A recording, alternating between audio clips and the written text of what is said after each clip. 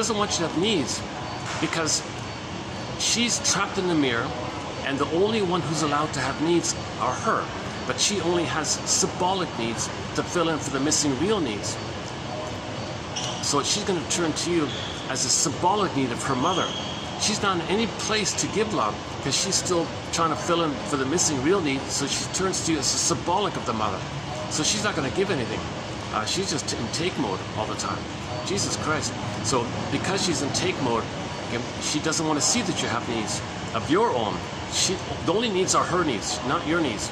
So she wants to remove your sense of having needs. Oh my God, ouch, I feel pain already. I'm gonna cry when she does that. That's right. And when you cry, she'll regard that as a link that you still have needs. So she'll reject your feelings. Even she's gonna hurt me and take away my needs, and I'm gonna cry as a communication that she didn't meet my needs, and then she's gonna reject my cries. It's a double insult, I know. So she's really trying to break your spirit like this and use you like that. She's not treating you like a human being. She's driven to thingify you, thinking that you could be the breast mother that she needed when she was a baby. Oh my God, she's delusional. She's mad. I'm sorry that she's covertly mad. She doesn't appear mad. She's got a PhD even. She got 10 medals. She can drive a car, pay the bills. She looks reasonable, but her in the emotional area, she's psychotic. She's sick. She's got an impairment like this. Jesus Christ. Okay, this is disturbing stuff here. Can I stay in the womb a little longer then?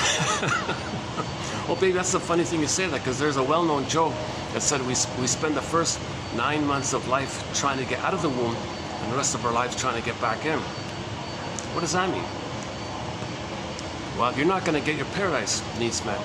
You need a blissful paradise with the mother for the first 4 to 5 months, and you're going to try to find that somehow. You're not going to get it, so you might do all kind of coping strategies to search for it. You might become a romance addict, a relationship addict. What does that mean? Well, for a minute, if somebody reminds you the mother rejected you, might blip up the feeling that you are oneness. You might have a fantasy of oneness, where you might think someone else can fill in for the missing love, and that might temporarily, with the fantasy, you might blip up the feeling that you're one. With the fantasy, you create the fantasy. Others are what they call an ersatz self-object, and it's going to function as an addictive trigger mechanism to blip up the fantasy that you're one. And if you get the fantasy that you're one, you might feel good, and that's the goodness that you were supposed to receive when you're one with the mother. Jesus. Ersatz self-objects.